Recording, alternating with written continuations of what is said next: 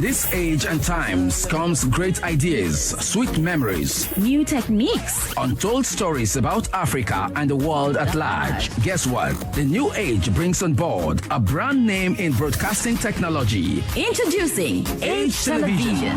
At Age Television, we serve you with professionalism in news and event coverage. On a Thursday night around 11 p.m., the former president of FIAC, Shim na Enugu nse nusa na ndị ụlọ ọrụ n'Imo State ọshim nwekwala ihe na-eme na emegburu mmadụ na Nkole Enewe Igweshi na Ụmụọnya ncheche ndị one megbule ọshim no one of the notorious boys ihe niile maalụ bụ nwa Enewe nwa Martin Enewe nke mụrụ ụmụ nọ ya na nwata damkpa na ọkụ na anọ na ụmụnna m ndị ọrụ ebe anyị megburu the boy. For what reason? Oshim na yama. Ya hanukwa one oshim na ha abagwo so na Anichukwu ka nwene kpọrọ ya gwa ya Anichukwu ka ozugbo around 12 midnight. Yubo Anichukwu ka one kwa mgbu n'ụlọ. Because na onye ọbụla a na-egbu chinde mkpu before ọnwụ na ọ ga-eme ekilele noise. So ọkwa mma na ya ebuzi n'ụma na ọ ya bụ so elderly women na mbọ metọ na bi n'ụma ya na before ha amalụ according to him. And before I know on it, before I go and the following morning, as early as 5:30 a.m., I left to work. Because no men in my community. I returned to Enugu. I called the DPO, Oshim Nando Aban. There at the scene of the problem or event.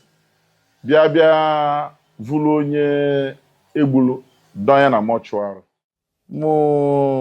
Nata and we swung into action with the police. Bido akawaha.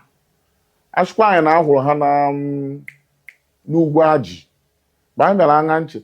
Asha anyị na-ahụrụ ha na Amage towards that flyover express. In short, onwenu nke shim na achi na ahụrụ ha na Amage. Mbiko m sendelu ha ego na ha eji ego ka ha wuru chodowe. From my purse, I sent 10,000 naira. Not even FIAC purse. Ha chodowe ọchị na ahụ uhu ha. I agreed. But I and the police are ofuma.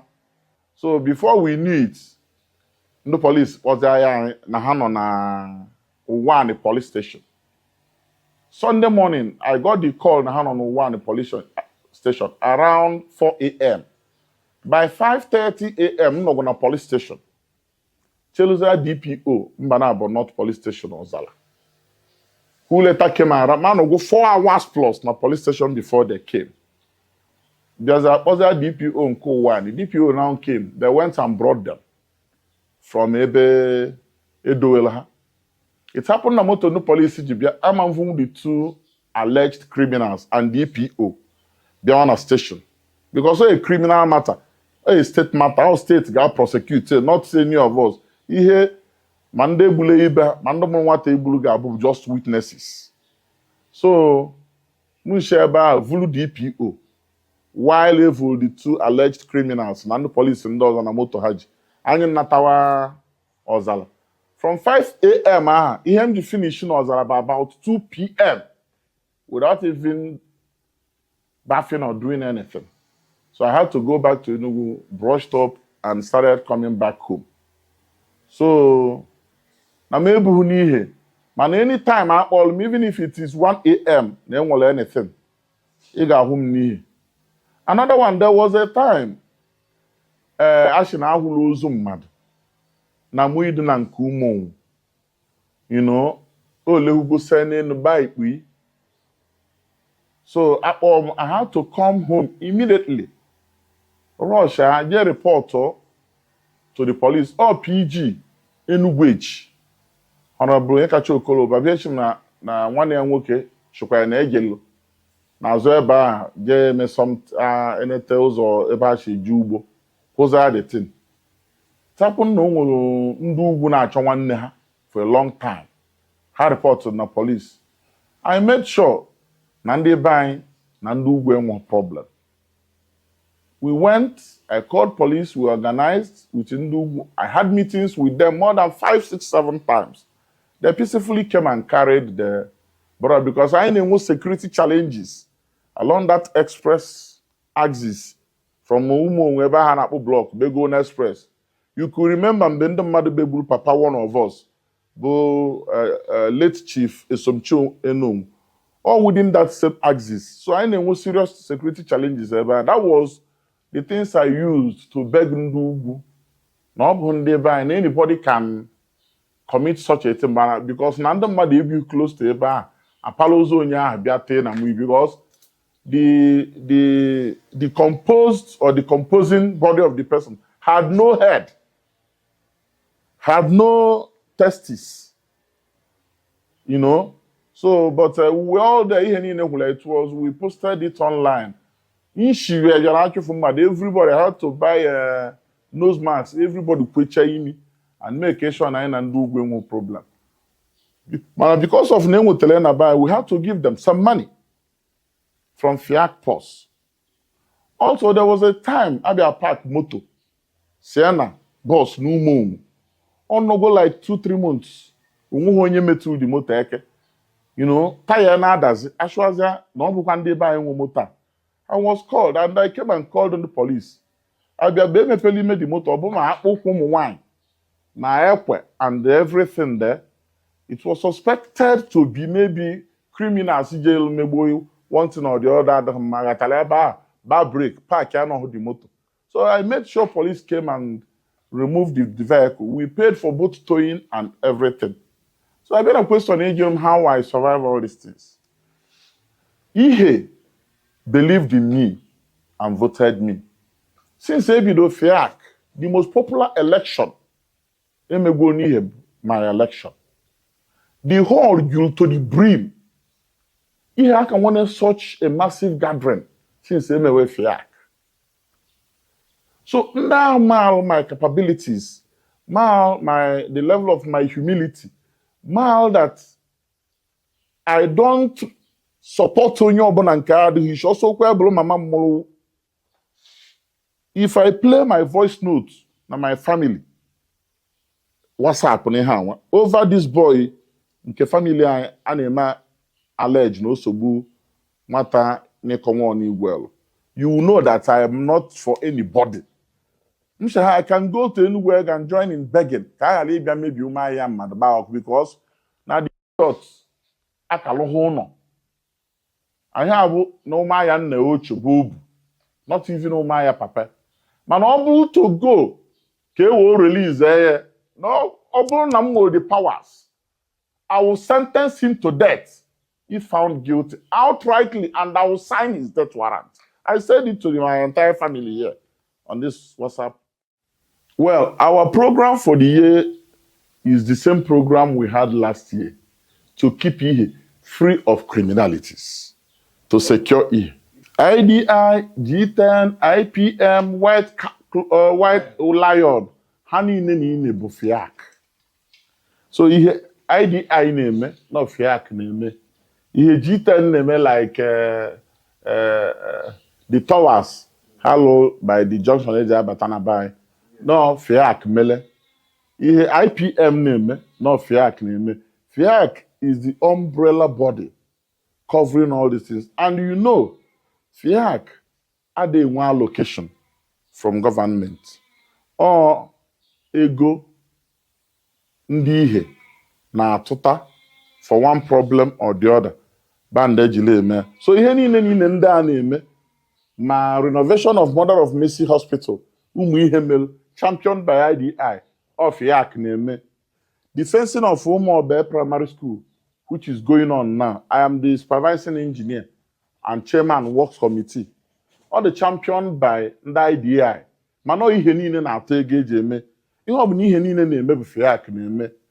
The primary school alụla ebe a, I renovate.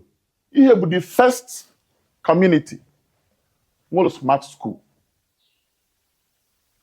Yes. How do I mean? Before Governor Mba ekwu smart school, in a small size of land, the school will go smart school. What and what makes a smart school? good facility for sporting. Something that will attract and encourage Umuche Kahana school. Toilet facilities, water facilities, electricity, building, computers, all these things in another primary school.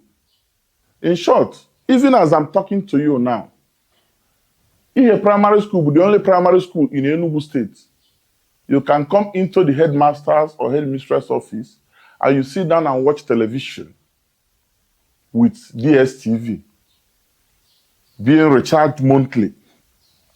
And there were television for ụmụaka ndị na-elubeghị ga primary school, ndị nne ha ka kwụsịrịla ọhụrụ na that primary school, go ha pose, mee employ ndị na-eneta and wule etili ha cartoon, ihe ga-eme ha akụgụdna ụmụaya fụta. Anya onye ekutere na nwe ụlọ the following day na-ebe na-ekwede akwụkwọ ọya sa ụmụaya. O mezie ma ndụ 2 years, ile onwe nwe ihu ndụ 1 year and 6 months. I'm telling you, eju ebe a etili ha cartoon. That television today is more than 2 million naira in the market. And ndị ihe na-recharge that DSTV every month. Odanyo, their lab, their computer lab is powered with solar. That television is as well a public power supply. It changed to solar. So at all times, so much on a class that are enjoying those facilities. When you say FIAC, you say people. Yes. So ndunu bundu na-eme bobo FIAC. Ndunu bundu na-eme bobo FIAC. You are talking of upgrading of Umongo Community Primary School. Upgrading of Umongo Community Primary School. Even Umongo Community Primary School will one peculiar problem.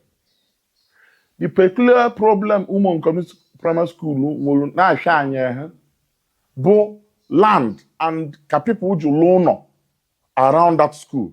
That school can never be fenced because no molundu gab ha choi ni be ha be na aba center of that school na ha mamba wonu. Some people's gates shall you directly ihe kewelu ibe ha na field of the school elu 1 foot distance from gate ha ja abanye ibe. So for you to have this kind of facilities the place has to be fenced first. For you to be able to secure it. Because if you don't fence it, okay, it's very difficult. Our intention no more about primary school.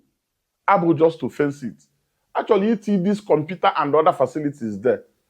But we cannot put it there without securing the place. So we have to first of all fence it, which is going on, everybody's seeing. The fencing is coming to completion. In no distant time, before Christmas, I get finishing the fencing. So before a we does. So challenge it cannot be fenced. On will land challenging issues. But do no ihe na ala ndị ọbụla na-alụ na-ebu ndị ihe ọ bụghị ndị Abaja ọ bụghị ndị Ebodo ọ bụghị ndị Awụsa ụmụ ihe na ala ihe ọbụla ụmụ ihe na alụ bụ FIAC na ala. Thank you very much. IDI will be 10 years next year. And in these 10 years, we've done a lot. IDI has given scholarship to over 40 people made their master's degree. IDI has given scholarship to over 10 people for their PhD. IDI nenye first and second best position annually in every class in all the public primary and secondary school non here.